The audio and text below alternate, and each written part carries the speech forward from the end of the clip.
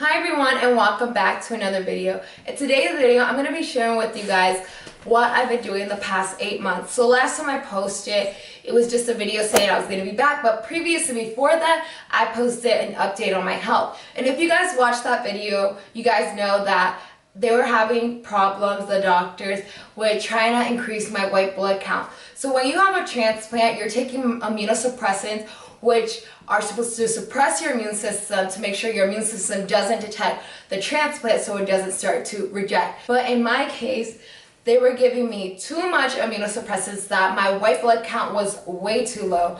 So they started to try to fight that back with injections. They gave me Nepogen, but I was having a really bad reaction, so they gave me another one, which I didn't have a reaction to, and it actually helped a little bit.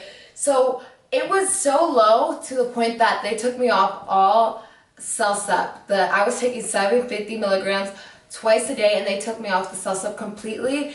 And then after like a week, I was back to 250, and then in 2 weeks, I was back to 500, and I stayed taking 500. But during that process of taking 500 milligrams of CellSup, my white blood count would constantly fluctuate. It would increase and decrease and keep going like back and forth.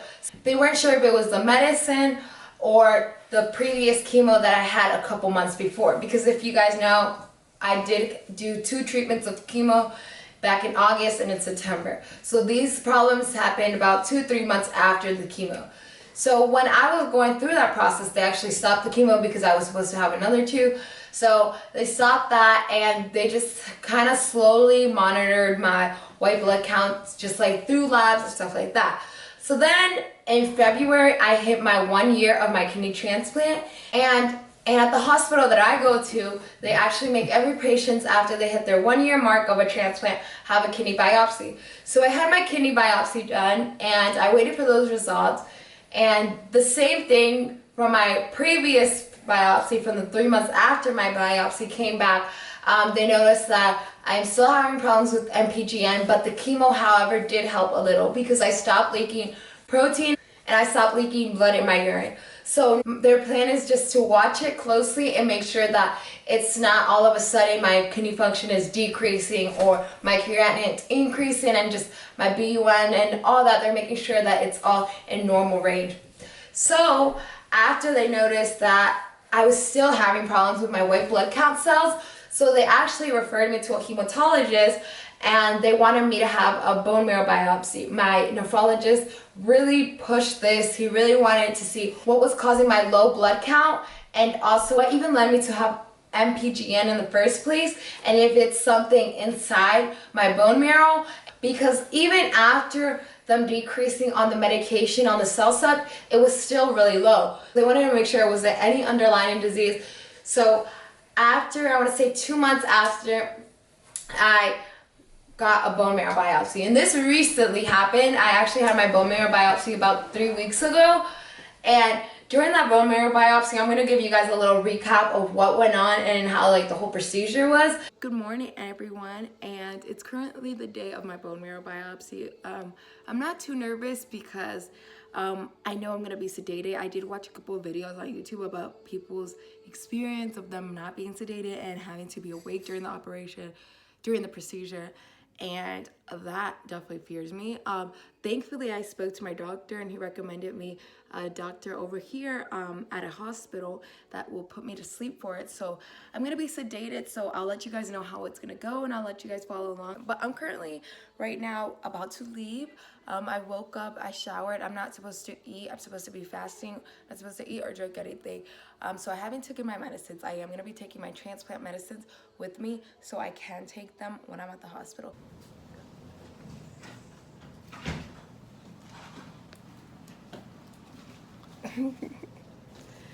Guys, they just put an IV.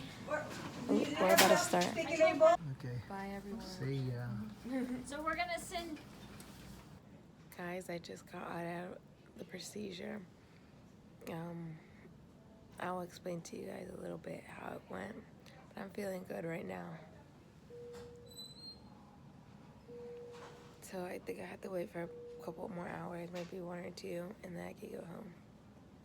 Thankfully, I was not awake for the procedure. Like, I really stressed it out with the hematologist that I could not be awake and that my previous biopsy from my transplant being awake was just horrifying, and it was just a bad experience. So I really stressed on the fact that I needed to be put to sleep because I didn't want to be crying insanely and I just didn't want to go through that pain.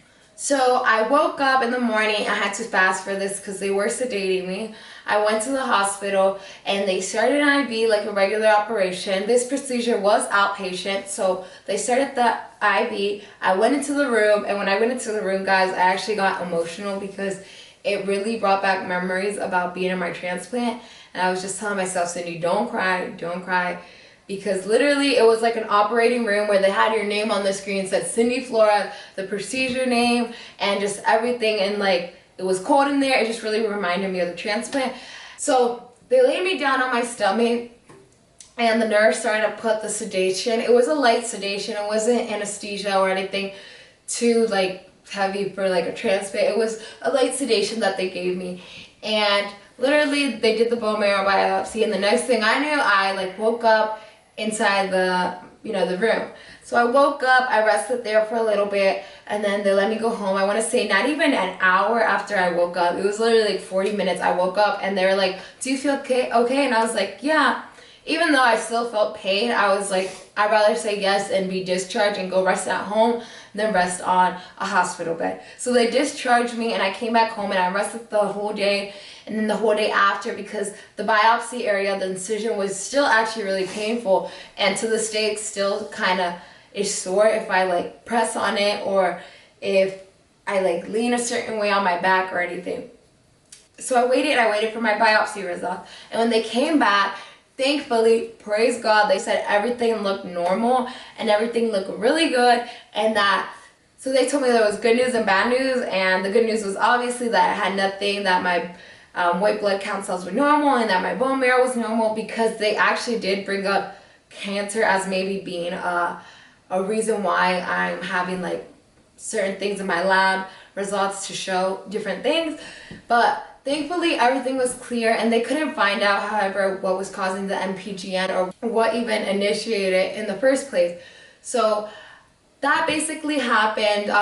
Now they actually increased my medication, my CellStep, back to 750 because they realized, I guess since it's not anything underlining, we're just going to increase it and see if it goes back down. And if it does go back down, I'm sure they would decrease it again. So that was basically a big overview of what was going on with my health. I still am taking my regular medications. It has decreased a lot, which I'm going to be making a video about. So I just want to say thank you guys so much for watching my videos.